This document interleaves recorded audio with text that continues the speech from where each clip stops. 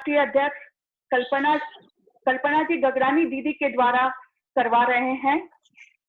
दीदी आज हमें मार्गदर्शन देने वाले हैं। आज के परिवेश में संगठन की उपयोगिता तथा बहनें अपने परिवारजनों के स्वास्थ्य एवं आर्थिक समस्या का समाधान कैसे कर सकती हैं, इस विकट घड़ी में दीदी उस पे हमें मार्गदर्शन करने वाले हैं। तो मैं चाहूंगी कल्पना दीदी मार्गदर्शन शुरू करें।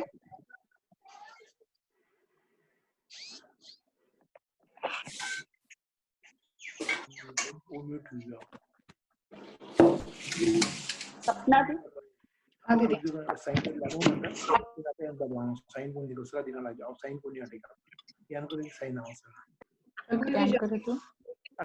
जय श्री कृष्णा। जय श्री कृष्णा दीदी। जय श्री कृष्णा सभी को। महाराष्ट्र प्रदेश माहेश्वरी महिला संगठन इस बंद के दौरान जो प्रतियोगिताएं कर रही हैं और जो कार्य कर रही हैं उनके लिए उन्हें बहुत बहुत धन्यवाद। आवाज आ रही है सबको? आ रही है। हाँ आ रही है दीदी। इस विकट परिस्थिति में भी टेक्नोलॉजी और समय का सही उपयोग कर हम अपनी जो सामाजिक जवाबदारी है उसे निभा रहे हैं। इसके लिए आप सभी साधुवाद का पात्र हैं। आपने मुझे एक विषय दिया और पहले भी कई समय से यह बात चल रही थी कि हम कार्यकर्ता प्रशिक्षण पूरा का पूरा यहाँ से शुरू करें, और मैंने तब भी ना कहा था क्योंकि कुछ चीजें आमने सामने बैठकर ही की जा सकती है। एक संगठन के तौर पर काम करने के लिए जरूरी है या काम के साथ ये बहुत जरूरी होता है कि वो किस लिए किया जा रहा है। कोई भी काम यदि काम निपटाने के लिए किया जा रहा है तो वह कभी भी फलदायी या असरदायी नहीं होता। तो यदि हम कार्यकर्ता प्रशिक्षण शिविर ऑनलाइन मात्र इसलिए कर रहे हैं कि यदि सत्र नॉर्मल चल रहा होता, संकट की ये घड़ी नहीं आई होती, तो अब तक हमारा यह पहला प्रोजेक्ट कार्यकर्ता प्रशिक्षण शिविर जो हम संगम नेर की मीटिंग में करने वाले थे वह पूरा हो चुका होता। और अब क्योंकि वो पूरा नहीं हो पा रहा है इसलिए उसे हम ऑनलाइन कर लें, टेक्नोलॉजी से कर लें।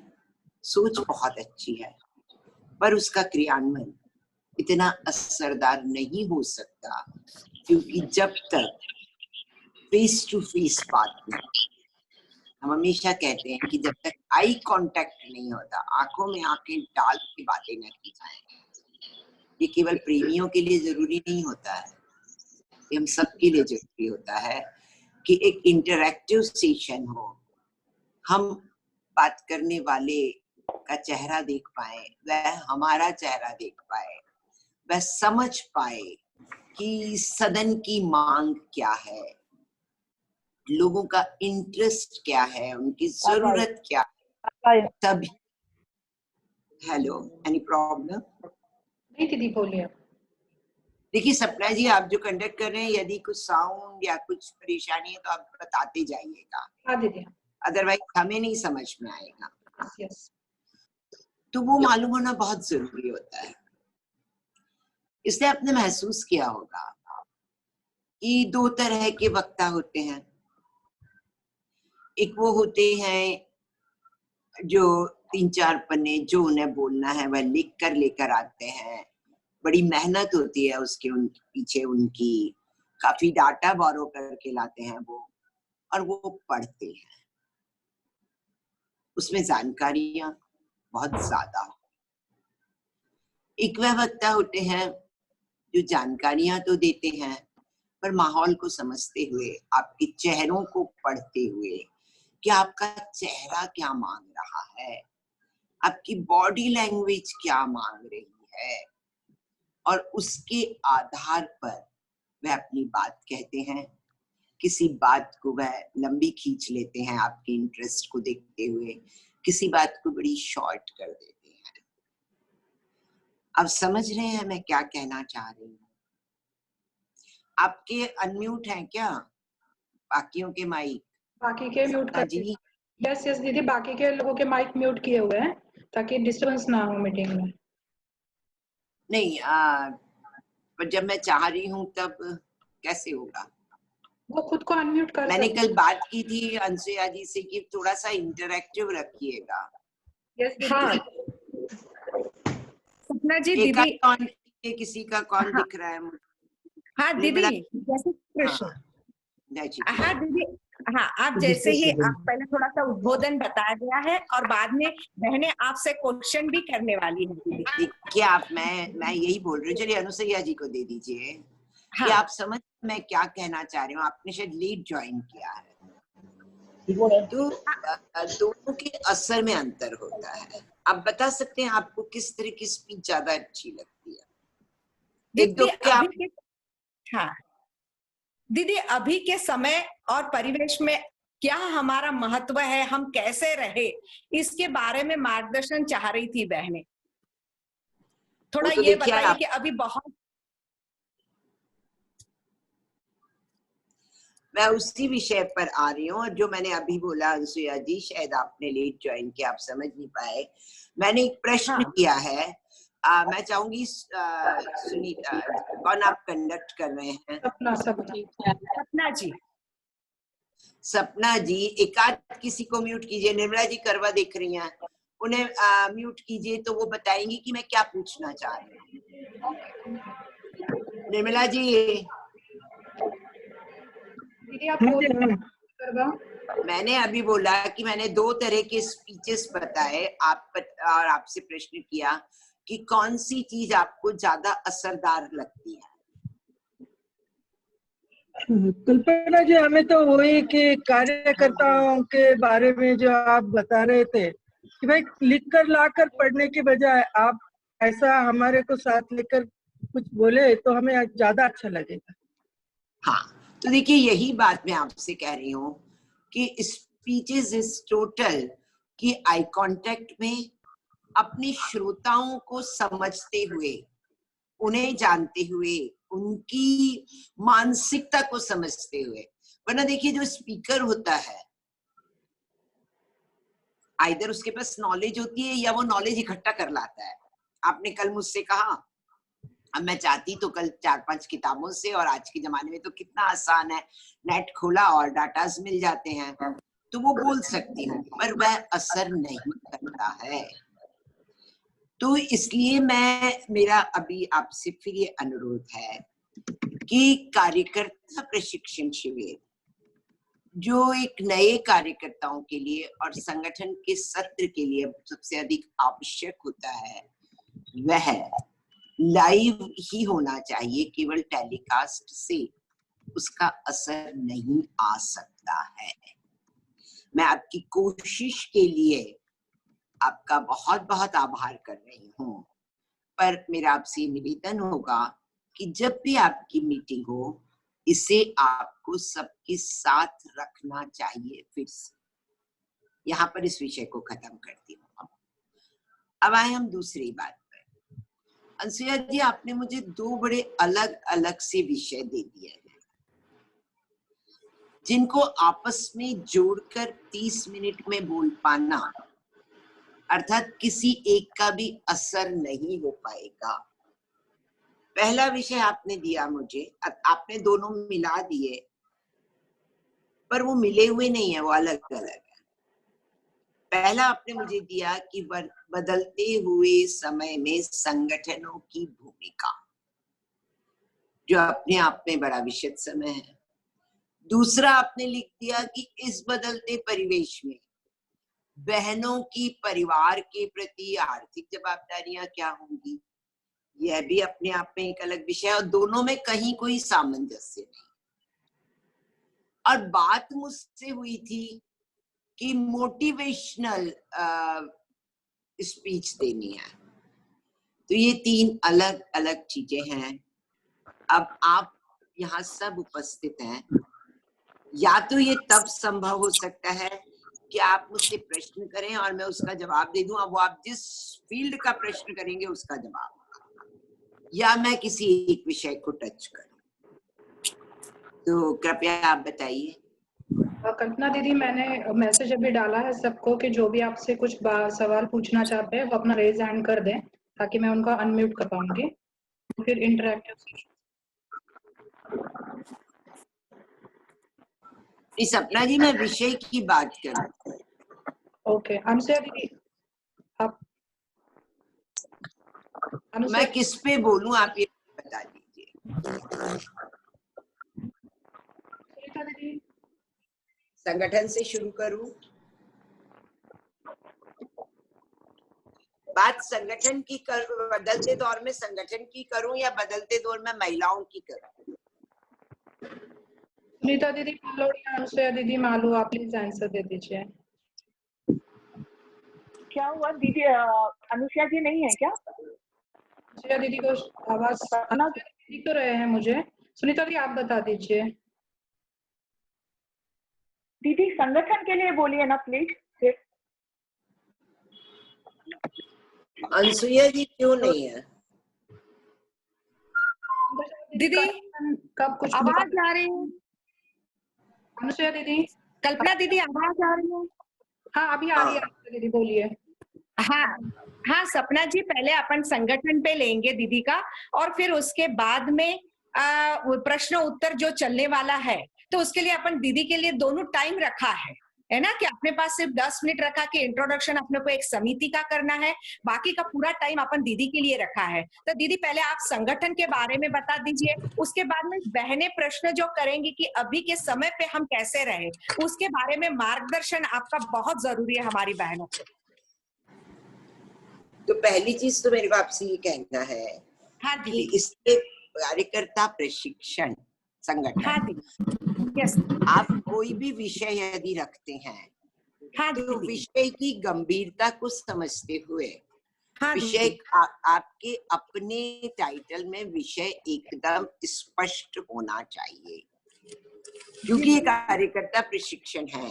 तो सबसे बड़ा प्रशिक्षण उस समिति का होना चाहिए जो सब कुछ निर्धारित करती है। अर्थात जब आपने ये विषय रखा है, या आगे भी आप ऐसे बहुत से विषय रखेंगे, हाँ तो दीदी, इसे मानकर चलिए कि हम क्या चीज चाहते हैं और वो चीज कैसे प्रस्तुत की जा सकती है। यदि हमारा विषय ही कंफ्यूज करने वाला होगा, यदि हमारा विषय ही खिचड़ी होगा, तो हम कभी भी किसी एक निर्णय पर नहीं पहुंच पाएंगे। तो चलिए, मैं आपने जो पहला विषय दिया था कि बदलते परिवेश में संगठन की भूमिका क्या होनी चाहिए। यस दीदी, यही अपना विषय, मेन विषय है दीदी, क्योंकि अपन यही ज्ञान संपदा में यही रखा था। फिर अब थोड़ा सा समय ज्यादा है, तो हम सोच रहे कि क्वेश्चन आंसर राउंड में कि अभी के समय पे हम बहनों को भी मार्गदर्शन मिले, इसलिए ये भी थोड़ा सा मार्गदर्शन चाहते हैं दीदी आपसे।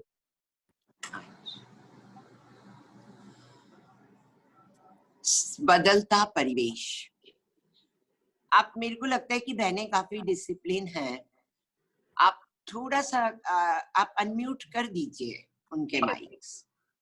सिर्फ आप उनको बोलिए कि जिससे भी बात करनी है आपको हैंड राइज करके बता दें। आप ये मानकर चल रहे हैं कि परिवेश बदल रहा है। हम लोग इंटरैक्शन करेंगे, मैं खर्रा पढ़ने नहीं आई हूँ। आप ये मानते हैं कि परिवेश बदल रहा है? पक्का मानते हैं दीदी। जब ये मानते हैं तो ये भी जानते होंगे कि जब परिवेश बदलता है तो व्यक्ति को बदल जाना चाहिए। अपने आप परिवेश बदल नहीं सर दीदी, आवाज हमें उस परिवेश। दीदी एक मिनट, सभी बहनों से प्लीज मेरी विनती है कि एक साइलेंट जगह पे अपने अपने मोबाइल लेके बैठिए, क्योंकि आपको सबको मैं अनम्यूट किया हुआ है। कल्पना दीदी इंटरेक्शन सेशन करना चाह रहे हैं, लेकिन आप कुछ बहनों की साइड में आवाज बहुत आ रही है।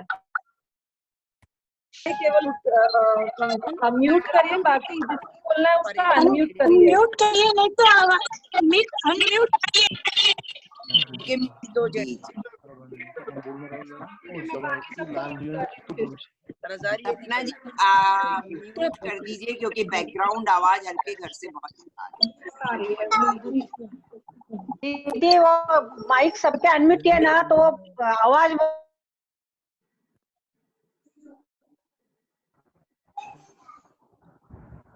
थोड़ा ये भी समझिए कि यदि हम किसी टेक्नोलॉजी का प्रयोग करते हैं तो फिर उसके जितने नॉर्म्स हैं सब फॉलो करना चाहिए। ये केवल शान की बात या कहने की बात या दूसरे को दिखाने की नहीं है कि हम ऑनलाइन मीटिंग कर रहे हैं। यदि ऑनलाइन आप मीटिंग कर रहे हैं तो ऑनलाइन मीटिंग के जितने भी नियम कानून कायदे जरूरतें हैं उन्हें आपको पूरी करनी पड़ेगी। आइए संगठन के लिए मैं वहीं से शुरुआत करती हूँ कि अभी हमने देखा, हम सब ने महसूस किया कि यदि हम आपस में बात करके इंटरैक्टिव सेशन करेंगे तो हमें ज्यादा प्रभावित करेगा और हम ज्यादा समझ पाएंगे। और इसके लिए जैसे ही मैंने सपना जी से कहा कि आप सबके माइक अनम्यूट कर दीजिए, हम लोग सब मिलकर बातें करेंगे, तो आपने देखा कि 30 सेकंड भी हम ठीक से बात नहीं कर पाए। क्यों? क्योंकि हर कोई बोलने लगा, सबके घर के पीछे की आवाज आ रही थी, तो चाहते हुए भी हम जो करना चाह रहे थे वह नहीं कर पाए। यही वह सबसे बड़ा पाठ है जो हमें सीखना होगा कि जिस चीज के लिए जिन चीजों की जरूरत है हमें उन जरूरतों को पूरा करना होगा। यदि हम उन जरूरतों को पूरा नहीं करेंगे तो हमारा लक्ष्य कितना भी अच्छा क्यों ना हो, हम कभी भी सफल नहीं हो पाएंगे। आ रहा है आपकी समझ में? आपको अगर दीदी का ध्यान में है तो थंब बता दीजिए, अपने आ रहा है दीदी को ध्यान में आएगा। अब आइए कि बदलते दौर में संगठन, दौर बदल रहा है, पहली बार नहीं बदल रहा है, सदियों से बदलता आ रहा है। बदलते बदलते इतना बदल गया कि हम जंगल में रहने वाले, झाड़ों पे रहने वाले प्राणी से, वनजीव से आज की सुपर क्लास सोसाइटी में रहने लगे। बदलता गया और हम भी बदलते गए। जो बदला वो सरवाइव कर गया, जो नहीं बदला, आपने सिद्धांत सुना, आपने सुना होगा कि पहले कितनी जातियां प्रजातियां होती थी, डायनासोर्स होते थे, न जाने कितने छोटे छोटे पक्षी होते थे। आप तो अभी देख लीजिए, हम लोग चिड़िया चिड़िया, आप लोग जिसको चिमनी कहते हैं, आप दिखाई भी नहीं देती। क्यों? क्योंकि जो बदलते परिवेश में सामंजस्य स्थापित नहीं कर पाया वो जीवन नहीं जी पाया, वो इतिहास की चीज बनकर रह गया। तो अब क्योंकि परिवेश बदला है और यदि हम समझदार हैं तो हमें समझ जाना चाहिए कि परिवेश यदि बदला है तो अपने आप को उसके अनुसार बदल लें। नहीं बदलेंगे तो हम इतिहास बनकर रह जाएंगे। सामाजिक संगठनों की बात यदि हम करें तो बदलते परिवेश में क्या अंतर आया? पहले सामाजिक संगठन क्यों बनाए जाते थे? कितना बड़ा महत्व था और कैसे डिवोटी थे। हमने अपने बड़े लोगों से आज से 2-3 साल पहले या 2-3 पीढ़ी पहले के व्यक्तियों से आप बात करें तो वो जीते समाज के लिए थे। हर बार यदि आपने कोई बात की कि आपको ऐसा नहीं ऐसा करना है तो जवाब मिला, लोग क्या कहेंगे, समाज क्या कहेगा। माँ बाप कुछ चाहते थे पर बच्चे को दे नहीं सकते क्योंकि समाज क्या कहेगा। सो समाज सर्वोपरि था, संगठन सर्वोपरि था और व्यक्ति सबसे बाद में आता था। पहले समाज था, फिर रिश्ते थे, फिर घर परिवार था और तब जाके आपकी अपनी एक व्यक्तिगत इकाई थी। पर अब वैसा नहीं है। सेकंड थिंग कि तब वैसा करना जरूरी था क्योंकि समाज संगठन के नाम पर आपके पास केवल एक जाति का संगठन था। आप माइनॉरिटी में थे। आज महाराष्ट्र में यदि आप एक गांव में 150 घर हैं, क्यों आपको रटे हुए हैं कि यहाँ पे 150 घर हैं? क्योंकि घर तो उस गांव में लाखों हैं पर माहेश्वरियों के 150 हैं। अब लाखों की तुलना में यदि 150 को सरवाइव करना है तो उन्हें एक साथ रहना पड़ेगा। उसके बाद हम व्यावसायिक लोग कि यदि एक साथ नहीं रहेंगे तो हमें व्यापार कौन करने देगा, तो वो हमारी तब जरूरत थी। इसलिए संगठन के बिना आदमी कुछ नहीं कर सकता था। कोई व्यक्ति एक गांव से दूसरे गांव जाता था तो अपने गांव से पता लेके जाता था कि वहां भाई अपनी पहचान का कौन है, वहां जाते से मैं किससे मिल लूं। अब आपका बच्चा यूएस या यूके चला जाता है तो भी उसे पूछना नहीं पड़ता और आपके कहने पर भी वह पूछेगा भी नहीं और जाएगा भी नहीं। यदि आप कहेंगे कि यूएस में ये माहेश्वरी है तो उनसे जाके मिल लेना, ऐसा होता है या नहीं? यस दीदी। यस, अर्थात अब उपयोगिताओं में फर्क आ गया है। It's a changing time. समय पूरी तरह बदल चुका है। 20 साल में मान्यताएं पूरी तरह हट गई हैं, पूरी तरह विपरीत हो गई हैं। And it's a very simple rule of demand and supply कि अब डिमांड किसकी है, मांग किसकी ज्यादा है। जिस समय में व्यक्ति समाज का पता लेके जाता था उस समय में मांग उस समाज की थी क्योंकि तब वही एकमात्र सहारा था। हम पहले सामान खरीदने दुकान जाया करते थे और दुकानदार थोड़ा मिलनसार रहा तो अच्छे से बात करता था, वरना मराठी लोग तो अच्छे से अनुभव कर सकते हैं कितने खड़ूस होते हैं और कैसे दीवार पर बड़ा बैनर लगा रहता था, बेचा हुआ माल वापस नहीं लिया जाएगा, खातरी करून जा, आहे कि नहीं। और अब घर बैठे अमेज़न से आपके घर में सामान आता है। चॉइस होती है कि सामान देखने के बाद पैसा दीजिए। चॉइस होती है कि आपको यदि नहीं पसंद आया तो 3-4 दिन बाद आप इसे रिटर्न कर सकते हैं। है या नहीं है ऐसा? सर हिला सकते हैं आप लोग? यस है ना? इसका मतलब क्या है? डिमांड कम है, सप्लाई बहुत ज्यादा है। घर बैठे आपको सामान लाके दे रहा है, पैसा बाद में दो, एक बार वापर लो, 4 दिन बाद रिटर्न कर दो। मतलब अब डिमांड किसकी है? डिमांड हमारी है। उसे ग्राहक चाहिए, हमें सामान वाला नहीं चाहिए। तू नहीं देता तो जान दे, दूसरा दे रहा है। 2 दिन डिलीवरी लेट हुई, ऑर्डर कैंसल, दूसरे ने तो हमको कल ही लाके दे दिया। कल्पना दीदी थोड़ा सा बोलिए। टाइम हमारा 5 मिनट्स ही लेफ्ट है। नेक्स्ट मीटिंग अपना 4:45 से फिर से शुरू होगा। 40 मिनट का ही सेशन मिलता है। That I know, पर कल मुझसे कहा गया था कि 2 सेशन करेंगे पर मेरे पास दूसरा नहीं आया है। सेकंड थिंग, आप मुझे बताइए कि मुझे क्या करना है। मैं 5 मिनट्स में खत्म कर दूं? 5 मिनट नहीं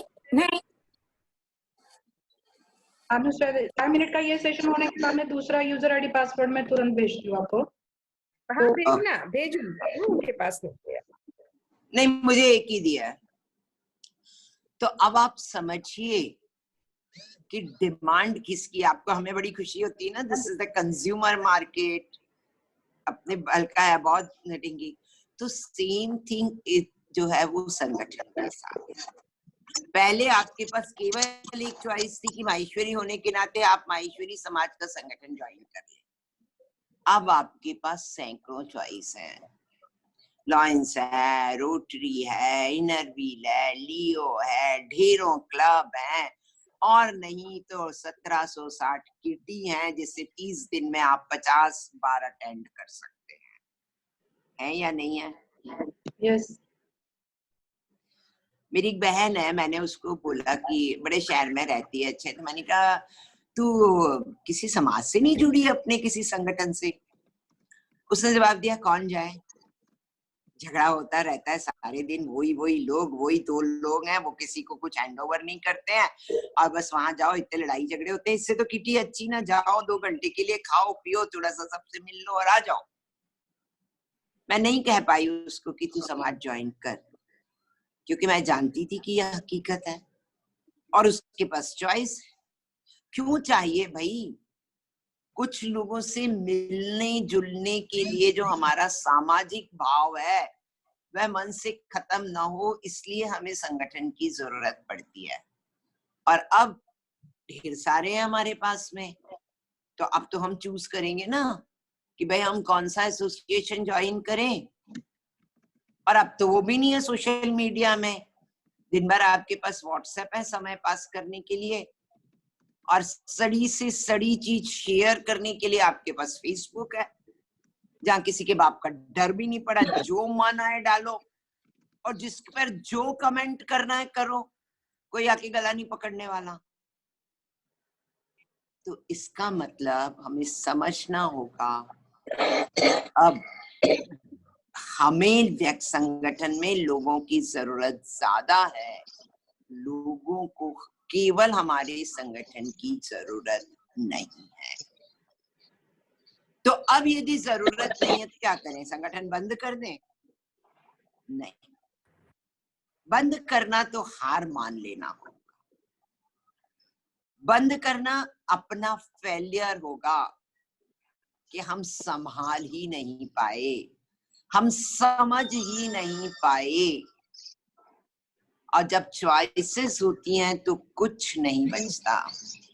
एक जमाने में आदमी जमीन का रिश्ता पकड़ता था, गांव का आदमी भी अपना लगता था।